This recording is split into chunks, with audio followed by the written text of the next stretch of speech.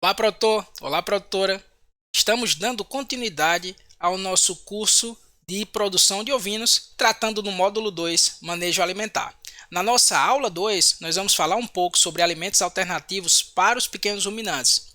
Eu gostaria de chamar a atenção para vocês aqui que nós vamos abordar tanto alimentos alternativos para o volumoso, substituindo o volumoso da dieta desses animais, como o concentrado. Sabe o que é volumoso e concentrado?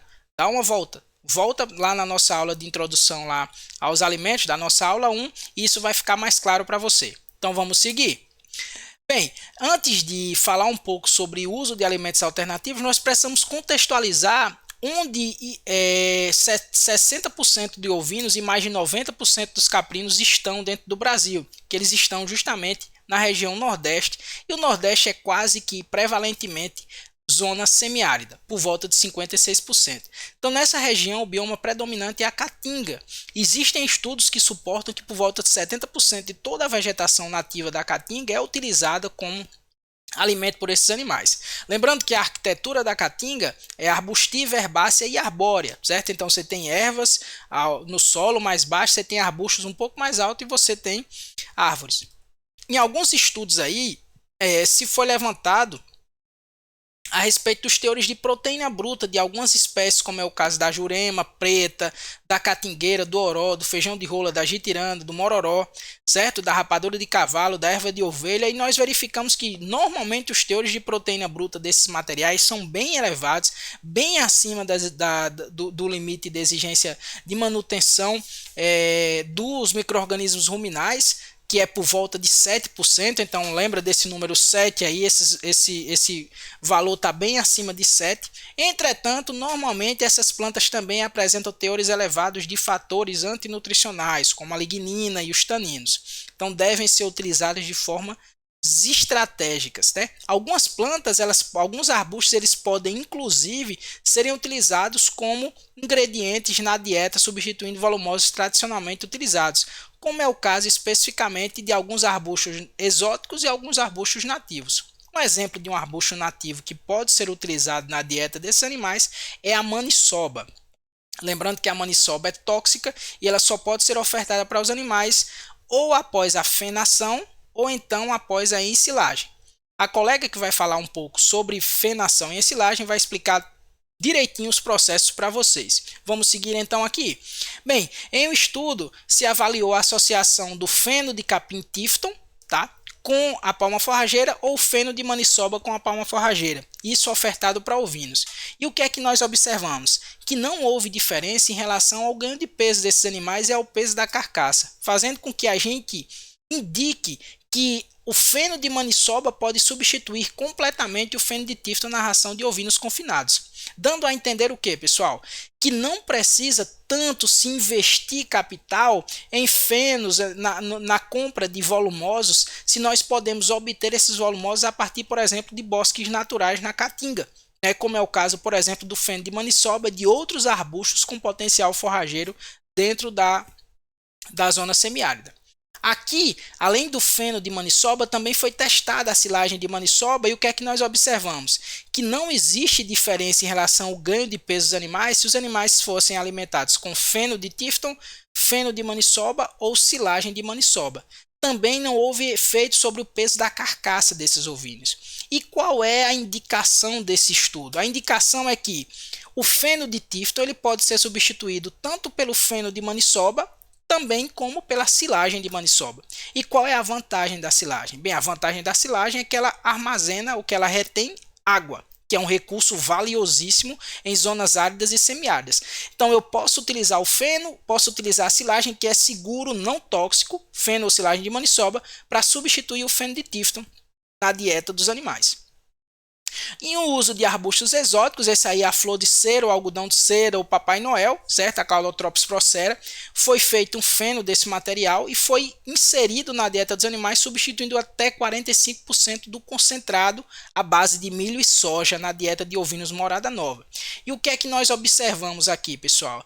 Nós observamos que o ganho em peso dos animais existia uma tendência a melhoria até por volta de 30% da substituição do feno, manutenção até 30% da substituição do feno de maniçoba pelo concentrado. Então, nós podemos substituir até 30% do concentrado dos ovinos por feno de maniçoba sem impactos negativos substanciais sobre o ganho de peso total desses ovinos. Então, esses animais mantiveram aí uma faixa de 120 gramas de ganho até a inclusão de 30% do feno de maniçoba, retirando o concentrado da dieta. Então, se você tem o recurso forrageiro e esse recurso forrageiro pode substituir parte do concentrado da dieta sem causar redução no ganho de peso dos animais, e esse recurso forrageiro é um recurso forrageiro que você pode obter a baixo custo, então isso representa uma economicidade no seu sistema. Uso de cactáceas. Quais são as cactáceas principais utilizadas? Bem, a palma forrageira, entretanto, nós também temos cactáceas nativas, aí representada pelo xique-xique, pelo mandacaru. Tá? Então, nós temos a palma forrageira em diferentes variedades. Você está vendo a miúda, a gigante, a orelha de elefante aí embaixo. Tá? Em um experimento, em um estudo, nós substituímos a palma forrageira pelo feno de maniçoba, completamente na dieta dos ovinos. Então, saímos de totalmente feno de maniçoba até totalmente palma forrageira na dieta dos ovinos. E o que é que nós observamos? Bem, nós observamos que os animais tiveram um ganho em peso ideal até por volta de 500 gramas de palma forrageira na dieta desses animais, matéria seca de palma forrageira na dieta desses animais. Após a inserção de mais de 500 gramas de matéria seca na dieta, o que nós tivemos foi um decréscimo no ganho em peso desses animais. Então, existe um nível adequado de substituição de volumoso da dieta por palma forrageira, e esse nível situa-se por volta de 400 a 500 gramas por quilo, ou 500 gramas ou 50% do volumoso da dieta por palma forrageira. Bem, em relação à substituição da palma forrageira por outro volumoso, que é o feno de Tifton. Então, naquele experimento anterior, nós substituímos a palma forrageira pelo recurso forrageiro maniçoba e aqui palma forrageira por feno de Tifton. O que é que nós observamos? Que também a substituição até por volta de 50% ou 500 gramas por quilo de matéria seca é adequado, e que mais de 500 gramas por quilo de matéria seca já começa a comprometer o ganho de peso e o peso da carcaça dos animais. Então, o nível de inclusão de palma forrageira na dieta como volumoso alternativo aí, dentro da fração volumosa da dieta, pode ficar aí por volta de 50% ou 500 gramas por quilo de matéria seca na dieta desses animais. Lembrando que a inserção da palma forrageira leva ao consumo de água de bebida praticamente a níveis de zero na dieta de ovinos, recebendo a palma forrageira como volumoso. Bem, em outro estudo nós testamos aí o uso de cactáceas nativas, mandacaru, xique-xique, facheiro e a própria palma em cabras leiteiras. E o que é que nós observamos? Nós observamos que esses materiais não influenciaram nos teores de gordura, mas influenciaram nos teores de proteína, lactose e sólidos totais do leite das cabras, fazendo com que as cabras alimentadas com palma miúda, a nopalha, e cabras alimentadas com o xique-xique e a palma gigante, ou puntia, sejam animais que apresentem teores mais altos de sólidos do leite. Aqueles sólidos mais baixos foram aqueles animais alimentados com facheiro e mandacaru. Então, um outro estudo foi feito substituindo a palma forrageira, o feno de Tifton, por feno da parte aérea da mandioca, o terço médio e superior, ou então por palma forrageira. E o que é que nós observamos? Que aqueles animais que que substituíram o feno de Tifton por feno da parte aérea da mandioca tiveram maior ganho em peso, se comparado com os animais alimentados com feno de Tifton, e que os animais alimentados com feno de parte aérea de mandioca e palma forrageira tiveram um ganho disparado, em comparação aos animais alimentados apenas com feno de Tifton. Então, se vocês olham aqui os valores, eu vou pegar aqui o meu marcador para mostrar para vocês. Vocês verificam aqui que aqueles animais alimentados apenas com feno de Tifton concentrado tiveram 9,46 kg de carcaça, enquanto que os animais alimentados com feno de Tifton e palma forrageira 14. Então, uma quantidade, um valor em quilos de carcaça, 5 kg de carcaça a mais. Isso representado em escala de 20 ovinos, 40 ovinos, isso aí gera uma quantidade muito maior de ganho para o produtor. Outro experimento, nós testamos a substituição da silagem de milho, com 70% da dieta, 30% de concentrado, por palma forrageira associada ao feno de Tifton ou palma forrageira associada ao bagaço de cana. E para nossa surpresa, o que é que aconteceu em relação ao peso de carcaça fria?